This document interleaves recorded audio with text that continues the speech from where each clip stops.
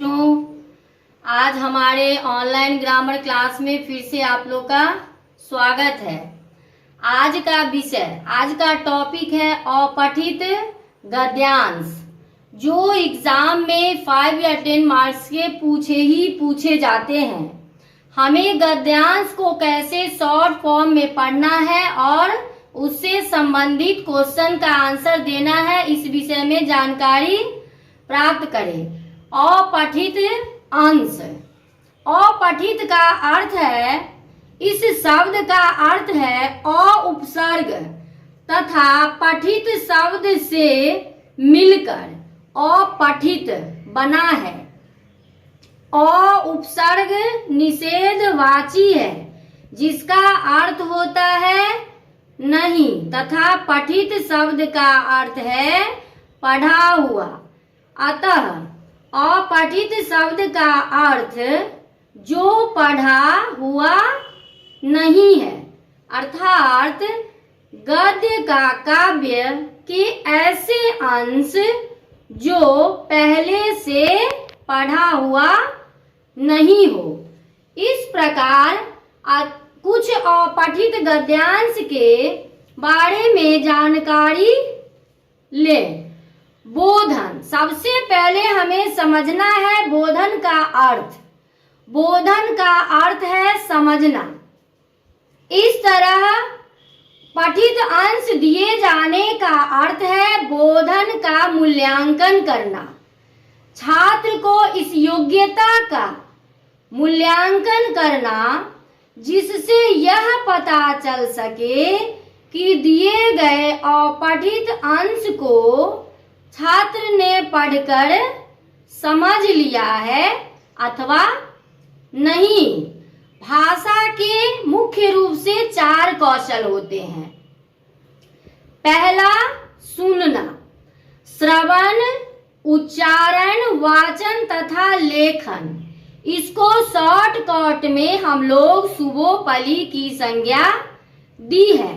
इन चारों कौशलों के साथ बोधन संबद्ध रहता है, अर्थात सुनकर समझना, समझते हुए बोलना, पढ़कर समझना तथा समझते हुए लिखना।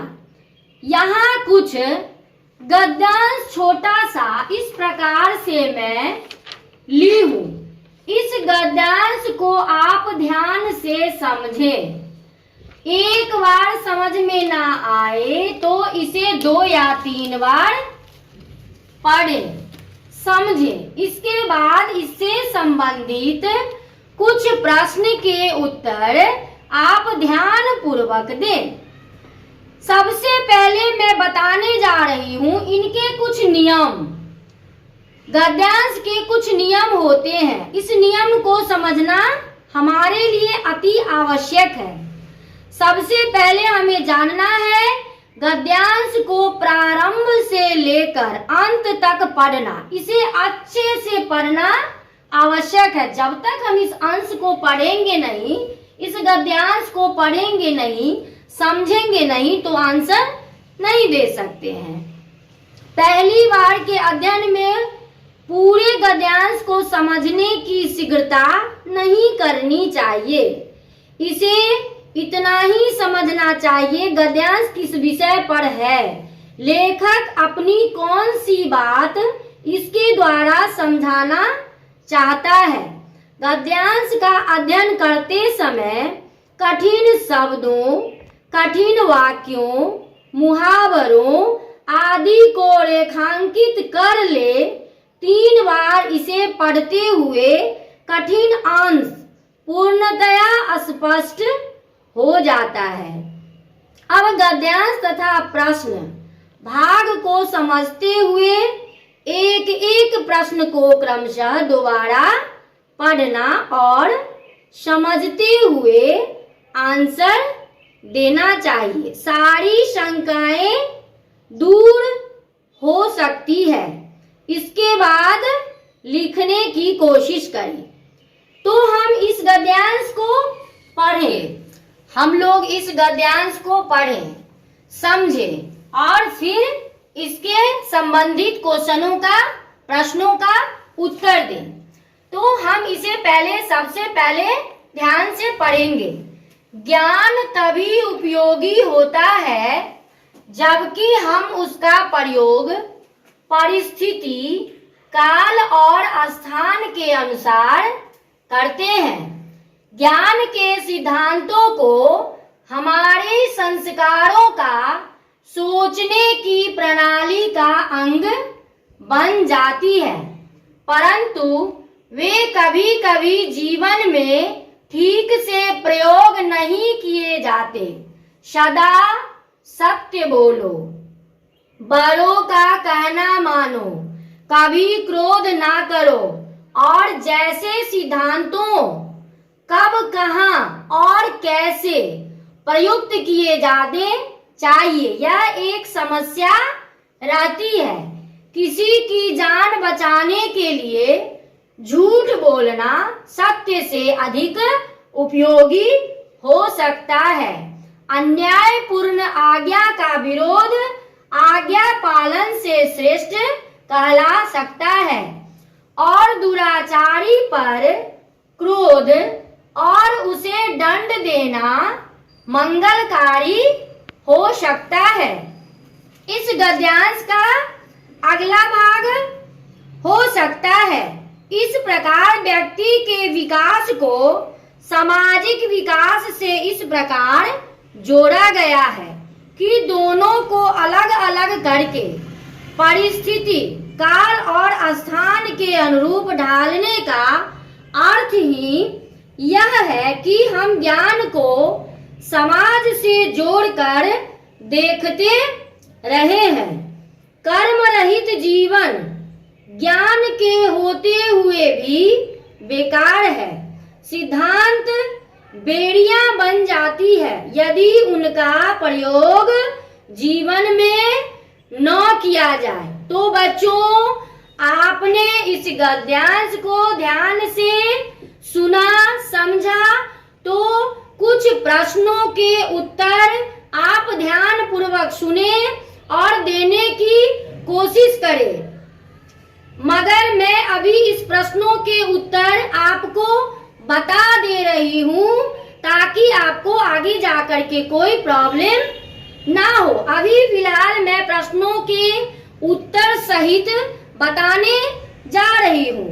पहला क्वेश्चन है, ज्ञान कब उपयोगी होता है? यहाँ देखिए, फर्स्ट ही वाक्य में स्पष्ट दिया हुआ है, ज्ञान तभी उपयोगी होता है जबकि हम उसका प्रयोग परिस्थिति, काल और स्थान के अनुसार करते हैं। अगला क्वेश्चन है, ज्ञान के कौन से सिद्धांत हैं? ज्ञान के सिद्धांत के बारे में आप जानें। ज्ञान सदा सत्य बोलो, बड़ों का कहना मानो, कभी क्रोध न करना इत्यादि ज्ञान के प्रमुख सिद्धांत हैं। कुछ लोग क्या करते हैं, ज्ञान तो प्राप्त कर लेते हैं लेकिन उनके सिद्धांतों से अपरिचित रहते हैं, अतः वो ज्ञानी होकर भी अज्ञानी कहलाते हैं। तो हमें ज्ञान को सिद्धांत के अनुसार ही प्राप्त करना चाहिए। सफल जीवन का आधार क्या है? स्पष्ट से बताना है, समझना है, सुनना है।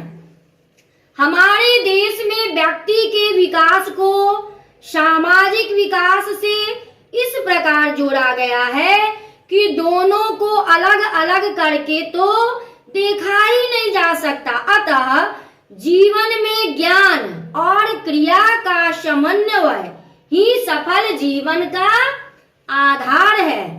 अगला क्वेश्चन, किस तरह का जीवन बेकार है? कर्म रहित जीवन बेकार है। जीवन में अगर किसी प्रकार की कोई कर्म ईमानदारी पूर्वक नहीं की जाए तो ऐसे जीवन का कोई मूल्य नहीं माना जाता है। ज्ञान और उपयोगी शब्दों का विलोम। अब यहाँ विलोम के बारे में हमें जानना है कि विलोम क्या होता है। मैंने पिछले वीडियो में विलोम से संबंधित कुछ शब्द पे चर्चा की थी। विलोम का मतलब होता है विपरीतार्थक, उल्टे अर्थ, जिस शब्द का कोई उल्टा अर्थ हो। तो यहाँ शब्द क्या है? ज्ञान और उपयोगी शब्द का विलोम। यहाँ ज्ञान का विलोम अज्ञान और उपयोगी का अनुपयोगी। अगला क्वेश्चन, सत्य एवं ज्ञान शब्दों में उचित उपसर्ग लगाकर नए शब्द बनाना है। उपसर्ग, अब इस उपसर्ग को यहाँ नहीं हम पढ़ पाएंगे, इसके लिए मैं अगले वीडियो में चर्चा करूंगी और उपसर्ग प्रत्यय पे अच्छे से आप लोग को बताऊंगी। अभी फिलहाल समझ ले, उपसर्ग ऐसा शब्द जो शब्द से पहले लगकर उस शब्द को चेंज कर दे, उसके अर्थ को बदल दे। तो सत्य का उचित उपसर्ग होगा अ सत्य, और ज्ञान का उपसर्ग लगाकर नया शब्द विज्ञान। अगला क्वेश्चन, दुराचारी और सामाजिक शब्दों में से प्रत्यय और मूल शब्द अलग करके लिखना है। मैं बताई अगले वीडियो में आप लोग को उपसर्ग और प्रत्यय के बारे में बताऊंगी। दुराचारी, दुराचारी मूल एक शब्द है जिसमें ई प्रत्यय लगाकर इसे दुराचारी बनाया जाता है, और समाज को इक लगा करके सामाजिक बनाया जाता है। इस प्रकार से हम, और इसमें से बहुत सारे क्वेश्चन ऐसे हैं जो हम इस गद्यांश को अगर ढंग से पढ़ लें तो अपने आप आंसर निकल जाता है। किस स्थिति में ज्ञान उपयोगी नहीं है? किस स्थिति में ज्ञान उपयोगी नहीं है? इसका प्रयोग यदि पात्रों के अनुसार न किया जाए तो ज्ञान उपयोगी नहीं होता है। किसी को जान बचाने के लिए बोला गया झूठ क्या कहलाता है? सत्य से अधिक उपयोगी हो सकता है। कौन सी बात कल्याणकारी तथा श्रेष्ठ नहीं है? किसी भी तरीके से धन कमाना, किसी भी तरीके से धन कमाना कल्याणकारी या श्रेष्ठ नहीं कहलाता है। अगले वीडियो में मैं प्रत्यय और उपसर्ग पे चर्चा करूं।